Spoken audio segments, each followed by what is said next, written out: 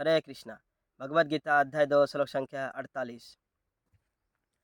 योगस्थः कुरु कर्माणि संग त्यक्त्वा धनंजय सिद्धय सिद्धय सम भूत्वा समन्तं योग उच्यते। यहाँ पे भगवान अर्जुन से कह रहे, हे अर्जुन, जय अथवा पराजय की समस्त आसक्ति त्याग कर समभाव से अपना कर्म करो। ऐसी समता योग कहलाती है। यहाँ पे भगवान अर्जुन से कह रहे कि कोई भी कर्म करो, उसमें हमेशा मतलब तुम युद्ध करोगे, फिलहाल तुम अभी युद्ध करने का काम करोगे, तो इसमें जय या पराजय यानी हारना जीतना इसके बारे में मत सोचो। ऐसा सोचोगे तो क्या होगा, आप ड्यूटी को अच्छे से परफॉर्म नहीं कर पाएंगे। ये लॉजिकली अगर देखा जाए तो भौतिक जगत में भी हमें कई सारे मूवी के माध्यम से भी पता चलता है कि अपना कर्म करते रहो, जो अपना 100% उसको देते रहो, बाकी रिजल्ट के बारे में मत सोचो ज़्यादा। क्या होता है, ज़्यादा आप रिजल्ट के बारे में सोचेंगे ना, तो क्या होता है, कई बार जो हम कर्म करते हैं ना, उसका रिजल्ट हमें इमीडिएटली दिखता नहीं है ना, इमीडिएटली हमें रिजल्ट नहीं दिखने लगता है। हम माइंडसेट बना लेते हैं, ठीक है, ये जो 100% काम इसको मैं करूँगा, 50% तब जब तक कर लूँगा तब तक 50% रिजल्ट आ जाना चाहिए। फिर हम करते रहते जैसे 50% होता है तो हम देखते हैं कि रिजल्ट नहीं आया, तो हम वहाँ पे एक तरह डिमोटिवेट हो जाते हैं कि अरे रिजल्ट नहीं मिला। तो इस तरीके से जब हम करने लगते हैं तो हम नहीं ढंग सही ढंग से हम काम भी नहीं कर पाते। जब हमें वो 50% काम करने के बाद जब हमें 50% रिजल्ट नहीं मिलता है, कुछ भी रिजल्ट नहीं मिलता है या थोड़ा बहुत कम मिलता है, तब हम काम के प्रति ना हमारे मन में डाउट रहने लगता है, क्या मैं सही कर रहा हूँ, क्या ये काम गलत हो रहा है क्या? तो इस सोच के साथ हम सही ढंग से अपना जो ड्यूटीज़ है उसको भी परफ़ॉर्म नहीं कर पाते। इसीलिए जो हमें प्रिस्क्राइब ड्यूटी दिया गया है अपने वर्ण के अनुसार, हमें वो कर लेना चाहिए।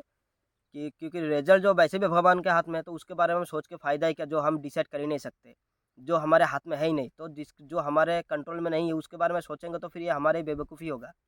इसीलिए भगवान बोल रहे हैं, तुम हारोगे जीतोगे इसके बारे में मत सोचो, मैंने तुम्हें कह दिया युद्ध करो तो युद्ध करो। क्योंकि अर्जुन क्षत्रिय थे और प्रजा की रक्षा करना उनका धर्म था, धर्म के लिए लड़ना उनके लिए उनका धर्म था। इसीलिए आप उनको लड़ाई करना चाहिए, जैसे कौन मर रहा है कौन जी रहा है उससे उनको कोई लेना देना नहीं होना चाहिए।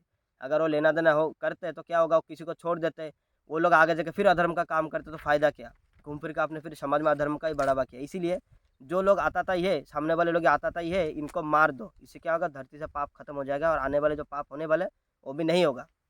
और यहाँ पे भगवान खुद कह रहे हैं कि आपको लड़ाई करना है, क्योंकि वो उनका वर्ण था, जो अर्जुन का वर्ण था, क्षत्रिय वर्ण था, उनका धर्म ही है लड़ाई करना, युद्ध करना, धर्म के मतलब अधर्म के खिलाफ धर्म के लिए लड़ाई करना और प्रजा की रक्षा करना है।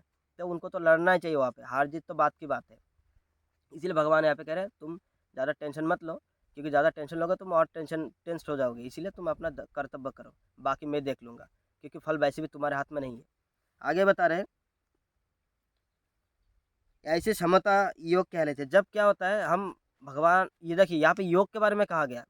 बेसिकली आज के जो मॉडर्न युग में, आधुनिक युग में हम लोग सब जानते हैं कि योग मतलब होता है फिजिकल, मतलब अच्छा अच्छा ड्रेस पहन के आधा आधा अधूरा ड्रेस पहन के जाके मैट लेकर के बैठ जाएंगे, है ना, ऐसे ऐसे मतलब फिजिकल जो पोस्चर हम करेंगे, है ना, पोज देंगे तो हो गया योग। एक्चुअल में ये योग नहीं होता, ये सिर्फ एक फिजिकल एक्सरसाइज है, थोड़ा सा स्पिरिचुअल टच के साथ। अदरवाइज नहीं, अदरवाइज जिम में जाके जो करे वो थोड़ा तामसिक होता है ना, बहुत खतरनाक वाला म्यूजिक लगा के, धूम धड़ाका म्यूजिक लगा के करते हैं, है ना, चिल्ला चिल्ला के करते हैं, तो वो थोड़ा तामसिक एक्सरसाइज हो गया। और जो योग थोड़ा सात्विक एक्सरसाइज, लेकिन दोनों एक्सरसाइज है, ये शारीरिक क्रियाएं है ना। योग में क्या होता है, थोड़ा सूदिंग म्यूजिक लगाते हैं, थोड़ा कई बार ओम का साउंड करते हैं, थोड़ा सा उसमें क्या होता है, स्पिरिचुअल टच होता है, सुबह सुबह करते हैं, थोड़ा सात्विक वातावरण होता है। इसके अलावा कुछ नहीं है, वो भी एक्सरसाइज है, फिजिकल शारीरिक क्रिया है, जो कि थोड़ा आध्यात्मिक टच के साथ। लेकिन ये असली योग नहीं है। योग का क्या मतलब है? देखिए, योग का मतलब होता है जोड़ना। जैसे हम जानते हैं ना, मैथ में गणित में हम पढ़े, जो लोग हिंदी मीडियम में पढ़े उनको पता होगा, योग वियोग गुणा भाग। तो योग मतलब होता है एडिशन, यानी जोड़ना, है ना। तो हम जब फिजिकल योग कर रहे होते हैं तो उसमें हम किस कहाँ कुछ जोड़ा जोड़ा हुआ हमें लगता है क्या? नहीं, हमें लगता है हम फिजिकल एक्सरसाइज कर रहे हैं तो उसमें कहाँ कुछ जुड़ रहा है, नहीं जुड़ता। एक्चुअली इसका मतलब है हमारा जो आत्मा है उसको परमात्मा के साथ जोड़ना कहलाता है योग। जब हम अपने मानसिक, जो अपना मन को भगवान को समर्पित करते हुए, उनका ध्यान करते हुए कोई भी काम करेंगे, उनको समर्पण करते हुए, वो योग कहलाएगा। चाहे आप खाना भी बना रहे हैं तब भी वो योग होगा, आप युद्ध कर रहे हैं वो भी योग होगा, आप कुछ भी काम कर रहे हैं भगवान के लिए कर रहे हैं, भगवान को ध्यान में रखते हुए कर रहे हैं, उनको केंद्र बिंदु बना के कर रहे हैं, वो आपका योग कहलाएगा। सिर्फ योग के नाम पे जाकर शारीरिक ढांचा बदलने से वो योग नहीं कहलाता, वो फिजिकल एक्सरसाइज होता है। मैं दोबारा रिपीट कर रहा हूँ, ये शारीरिक क्रिया है, वो योगा नहीं होता है। योगा मतलब अपने आत्मा को, अपने आप को भगवान से जोड़ना। योगा मतलब जोड़ना होता है, अपने आत्मा को परमात्मा के साथ जोड़ना, इसको योगा कहा जाता है। तो ऐसे ही जब आप कर्म करते हैं तो उसमें क्या होता है, आपको पहली बात तो भगवान के ऊपर आप छोड़ देते हैं, जो होगा देखा जाएगा, भगवान देख लेंगे, हमें उसमें कोई लेना देना नहीं है।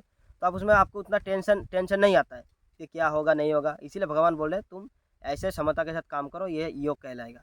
ये भक्ति योग, यानी भगवान पे आदेश आदेश पे धर्म की रक्षा करने के लिए और भगवान के दिखाए हुए मार्ग पे हम जो भी कार्य करेंगे उनको क्रिया मतलब केंद्र बिंदु बना के, वो सब योग कहलाएगा। भले ही आप जिम करने या योगा करने जा रहे नहीं जा रहे।